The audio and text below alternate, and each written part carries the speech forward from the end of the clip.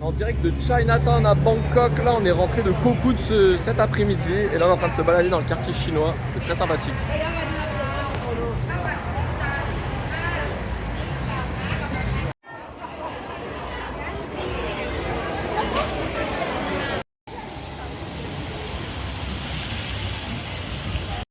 Deuxième jour à Bangkok, à Chinatown. Donc ce matin on a fait une petite balade dans le Chinatown et en allant sur Talat Noi je crois. Donc quelques murs et fresques de peinture. Et là puis on s'est baladé dans le Chinatown jusqu'à visiter un grand temple très sympa avec une petite exposition sur le quartier chinois et comment sont arrivés les Chinois en Thaïlande. Ainsi que la vie et les opportunités qu'ils avaient ici. Et là voilà on s'est arrêté manger un petit bout. Et là on est en train de prendre un petit café avant de repartir à l'aéroport parce qu'on va à Shanghai derrière.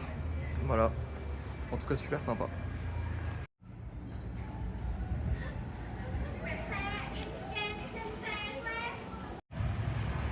Elle est Gurion, c'est ça un Gurion. C'est par là qu'on est passé, ça. Non? Ouais, non.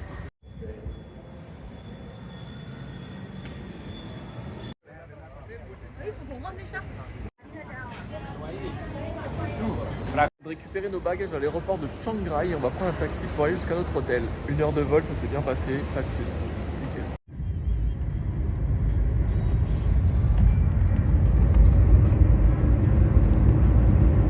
Donc on est parti se balader au Night Bazaar de Chiang Rai, c'était très sympa, on est arrivé à l'hôtel, on est directement parti pour aller manger là-bas.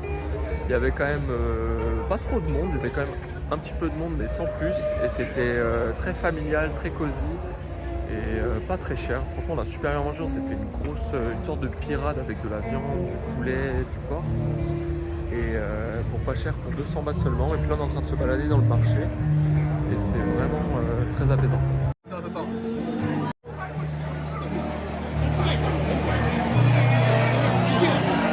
Premier jour à Chiang Rai, là on est en direction et on est arrivé devant le temple blanc. Donc toujours sous la pluie. Et puis on va faire la petite visite du temple blanc, je vais essayer de mettre quelques vidéos et voilà.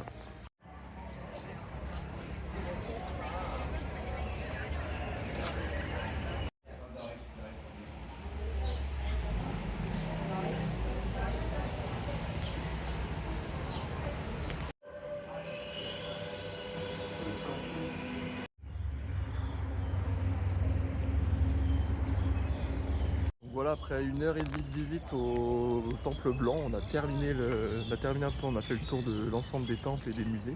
Il nous reste juste la galerie d'art à faire et puis ce sera bon. Donc c'est très sympa, le soleil s'est levé, c'est super joli. Vraiment un très bon temple, on est ravis. Deuxième temple de la journée, on est au Blue Temple et on est en train de faire la petite visite, c'est assez petit et ça va être rapide je pense.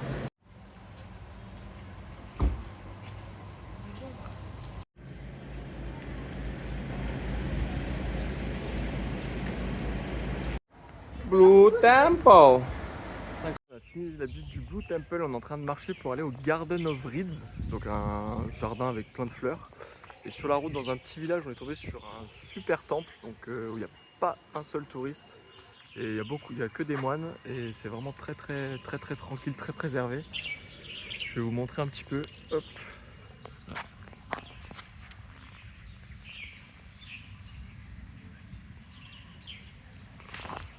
Franchement canon, on va enlever nos chaussures, on va rentrer dedans pour voir, mais super beau en tout cas.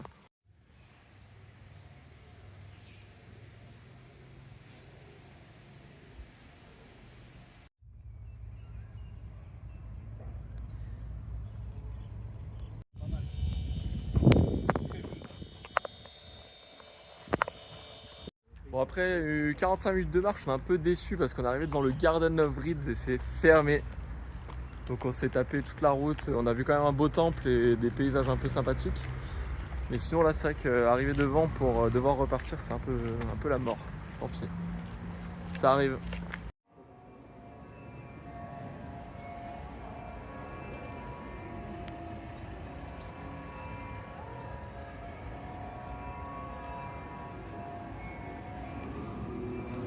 Dernière étape de la journée, on vient de finir le Wat Yue Plakang, un grand Bouddha de plus de 75 mètres fait en 2005. Donc on a pris l'ascenseur parce que c'est l'accès en ascenseur pour 40 bahts. Et arrivé en haut, on peut monter un petit étage pour avoir une petite vue supplémentaire. Puis l'intérieur est super bien décoré, c'est super mignon. Et puis là, on est en fin de journée, il n'y a pas grand monde. Et puis c'est hyper calme, hyper reposant. Et on est super bien, je pense qu'on va rester encore un petit moment. Et voilà un petit peu la vue.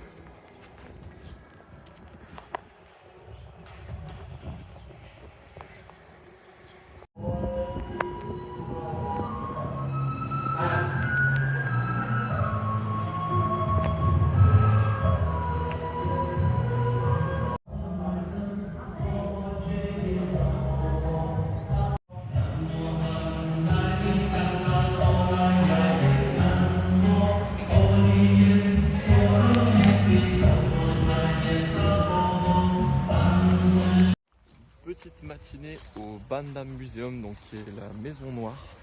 On est en train de faire la visite des différentes salles et de l'exposition d'art. Donc un art un peu plus sombre et un peu plus ténébreux, on va dire, sur le bouddhisme. Et quand même un petit aspect sur le penchant sexuel de plein d'objets. Enfin voilà, des représentations magnifiques.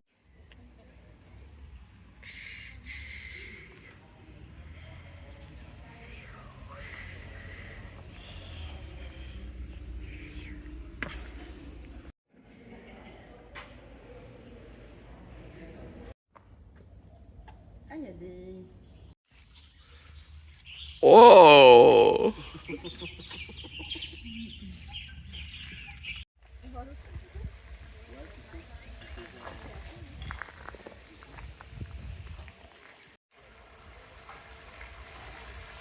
Après avoir déjeuné juste à côté de la Maison Noire, on est en train de se balader là dans le parc de Mae Fanglong Art and Culture. Donc par contre, ce qu'on ne savait pas, c'était que l'entrée était payante, c'est 200 bahts par personne. Et le tour du parc, ça fait à peu près une heure à pied, donc là on va faire le tour et puis on va voir un petit peu ce qu'on trouve.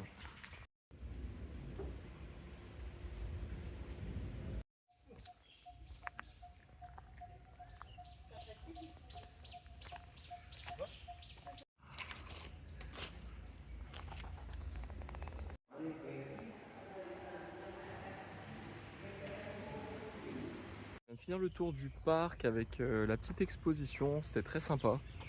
C'est très calme, vu que ça coûte quand même 200 bahts et que c'est pas forcément très bien indiqué ou peut-être pas forcément super connu. Il y a quand même pas beaucoup de monde, donc c'est vrai que c'est très agréable. L'exposition artistique était super sympa. Et puis il y a des belles expositions d'artefacts autour.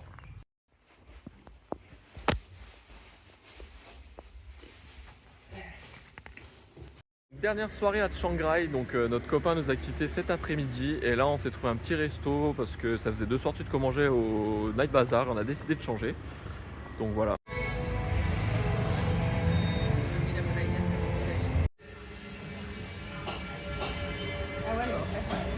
Donc ça y est, c'est le départ de Chiang Rai. Donc là on va marcher jusqu'à la station de bus qui est à côté de là où on logeait pour prendre le bus jusqu'à Chiang Mai. On a pour 4 heures de bus.